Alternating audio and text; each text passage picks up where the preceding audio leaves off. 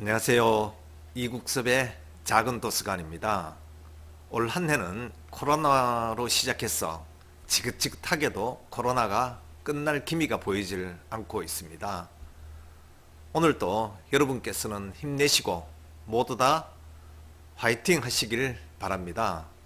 오늘은 지난 시간에 이어서 코로나 투자 전쟁 2부 순서로 내용을 이어가 보도록 하겠습니다.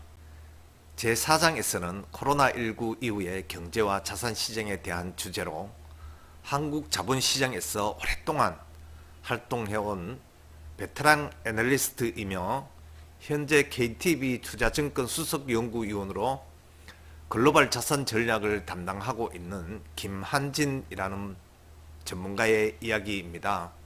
이분은 정부 부처와 여러 금융사의 자문위원을 역임했으며 좀 더 세심하게 주목할 필요가 있어 보입니다.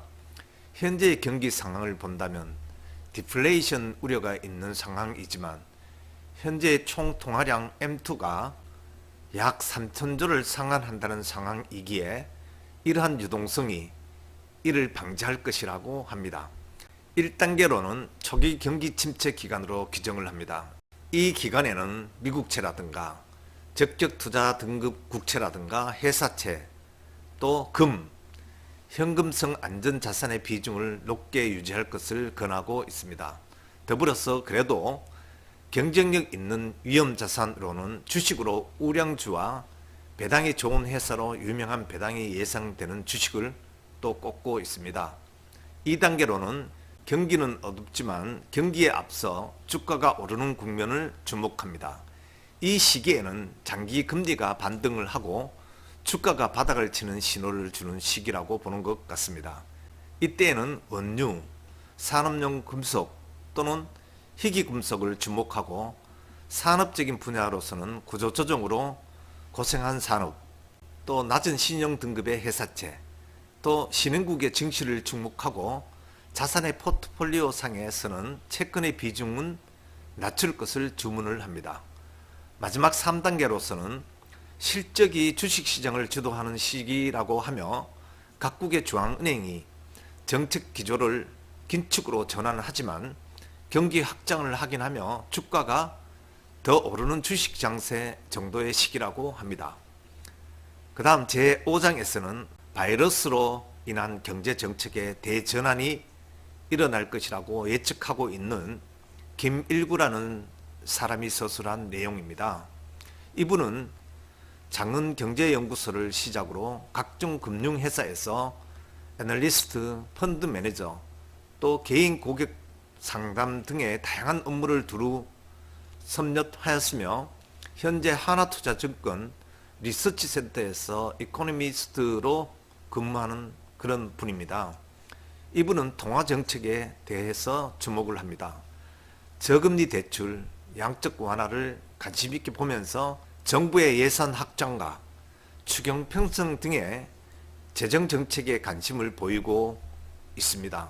즉 재정 정책의 필요성을 많이 강조하고 있으며 이는 실물 경제와 경제 심리에 긍정적 영향을 준다고 말하고 있습니다. 이때 주의해야 할 부분으로서는 재정 정책의 성공 여부는 조세 저항과 국가가 성장률을 높게 또 금리를 낮게 유지할 것에 달려 있다고 보는 것 같습니다.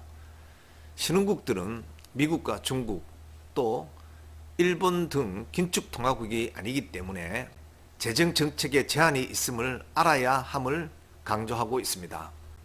제가 생각할 때도 우리나라 역시 기축통화국이 아니라는 점이 마음에 걸리면서 통화량이 마냥 증가하는 현상에 대하여 우려가 됨도 있습니다.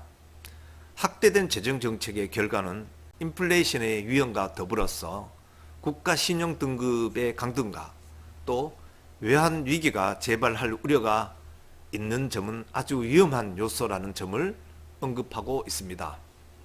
그리고 그 다음 제6장에서는 코로나 위기 이후의 정치와 경제의 변화를 이야기하고 있습니다. 이 글은 과거 20년간 금융투자 업계에 종사하면서 국내외 시장을 두루 경험한 분으로서 탄탄한 인문학적 배경을 바탕으로 경제, 또 철학, 역사, 정치 등 다양한 학제간 연구의 활동에 능숙하며 금융투자 결정에는 경제뿐만 아니라 다양한 인문학적 접근이 필요하다고 주장하는 금융투자 전문가로 여의도 클래스라는 필명으로 서술을 합니다. 국제정치에서는 리쇼어링 정책과 보호무역주의의 등장과 더불어 미국, 중국 간의 무역 전쟁 등 국가 간의 갈등이 확대될 것으로 보고 있습니다.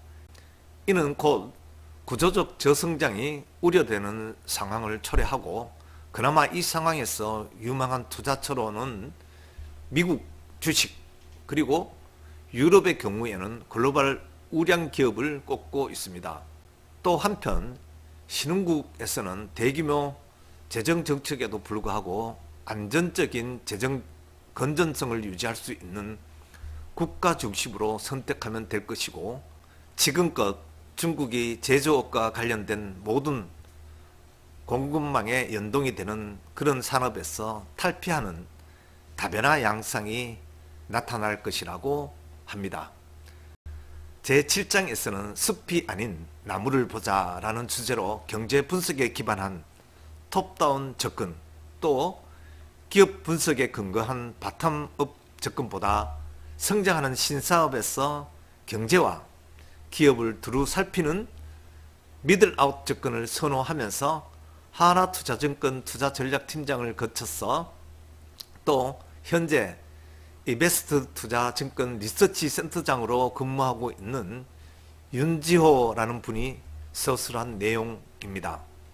이 사람은 보이지 않는 손에서 보이는 손으로 변화하는 금융에서 실물을 중시하는 현상이 나타날 것이며, 또 미국과 중국의 신냉전이 심화되면서 첨단 4차 산업혁명의 주도권 싸움이 치열할 것이라고 예상을 합니다.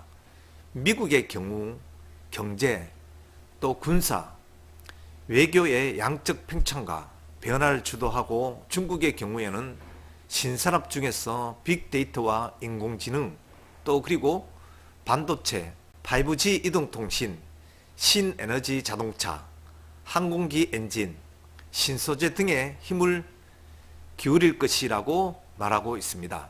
더불어서 기업들은 혁신이 아주 중요하게 대두되고, IT와 플랫폼 기업, 또 물류 자동차, 또 핀테크 비즈니스, 통신 인프라 등에 주목할 것을 주문하고 있습니다.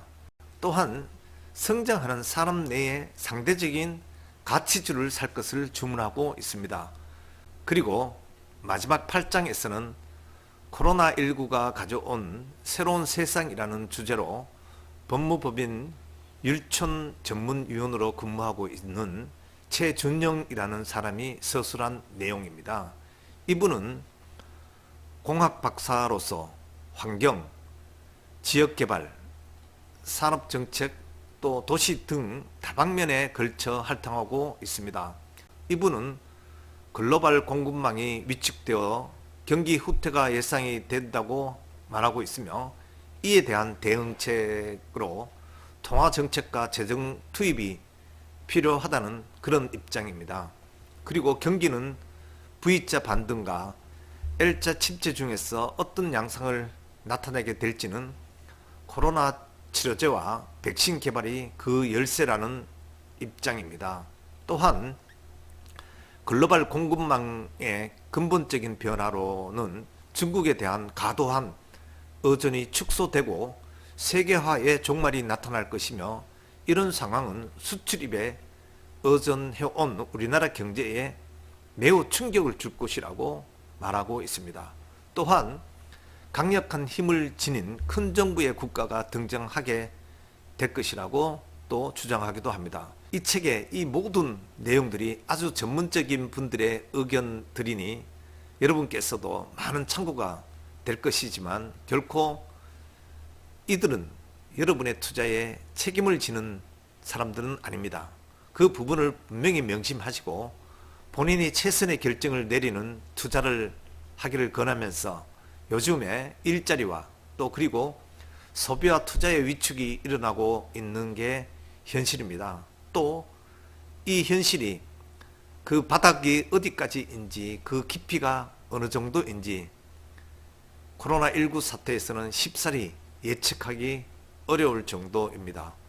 코로나19는 경제의 문제 또 생명의 문제이자 부와 가난의 문제라는 것을 여러분께서는 명심하시고 이 책을 읽어보시고 보다 실제적인 투자에 도움이 되길 바라면서 오늘의 영상을 마치도록 하겠습니다. 고맙습니다.